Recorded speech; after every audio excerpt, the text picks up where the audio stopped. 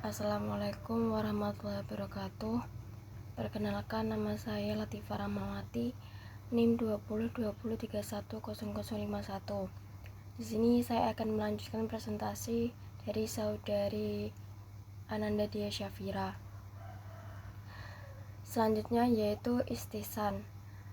Definisi al-ihtisan sendiri secara etimologi berasal dari kata hasana yahsunu hasanan, bentuk masdarnya al-husnu, artinya kebaikan lawan dari al-husnu, keburukan aqab. Secara istilah, ihtisan adalah meninggalkan suatu hukum yang telah ditetapkan oleh syarak dan menetapkan hukum lain karena ada dalil yang lebih cocok dan lebih kuat menurut jiwa orang yang melakukan ijtihad.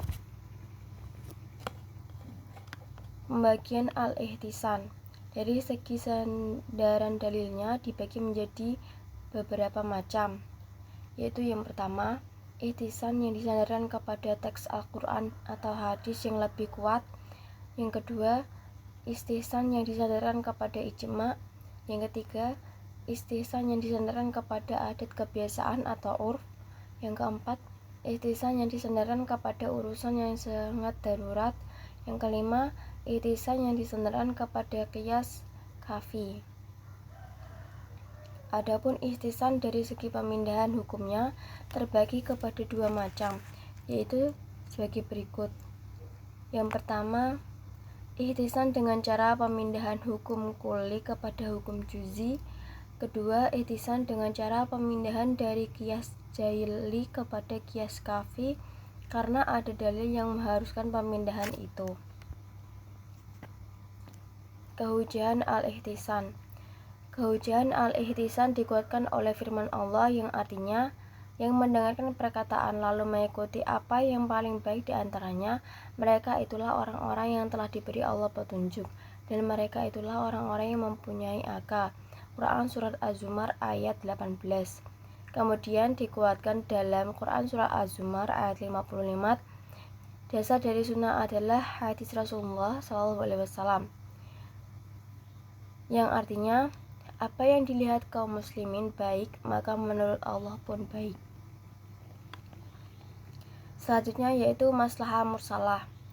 Menurut bahasa, kata maslahah berasal dari bahasa Arab dan telah dibukukan ke dalam bahasa Indonesia menjadi kata maslahat, yang berarti mendatangkan kebaikan atau yang membawa kemanfaatan dan menolak kerusakan atau mafsadah.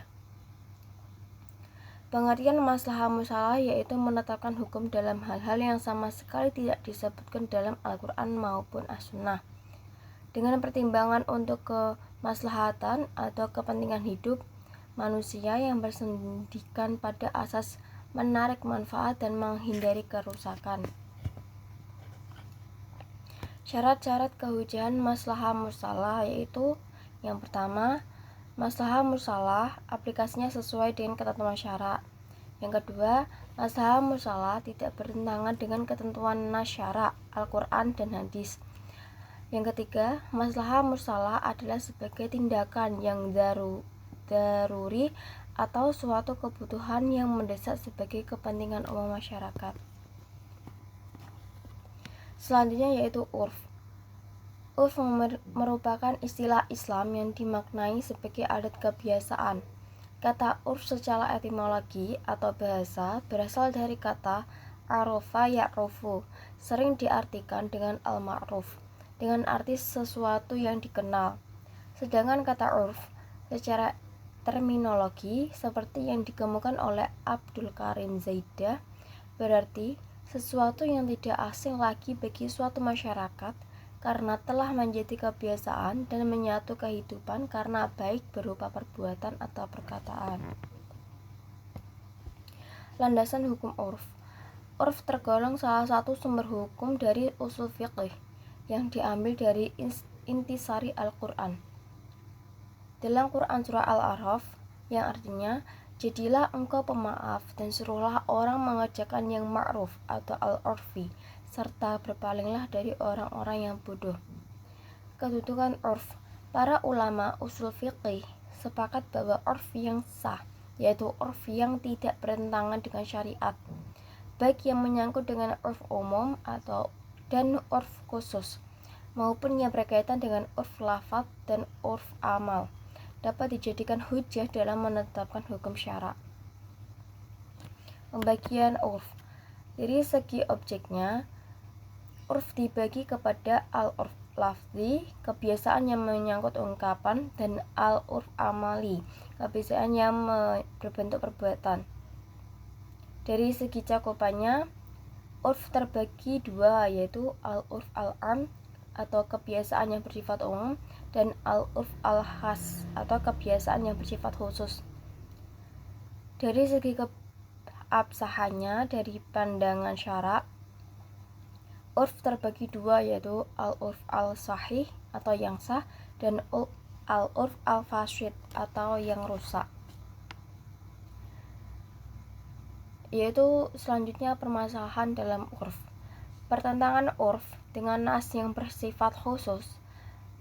Apabila pertentangan urf dengan nas yang bersifat khusus menyebabkan tidak berfungsinya hukum yang dikandung nas, maka urf tidak dapat diterima.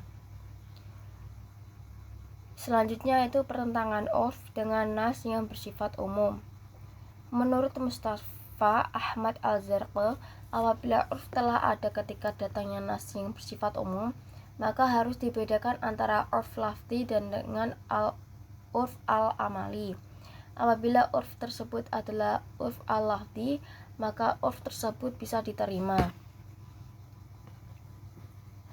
Selanjutnya akan dilanjutkan oleh saudari Vivi. Terima kasih.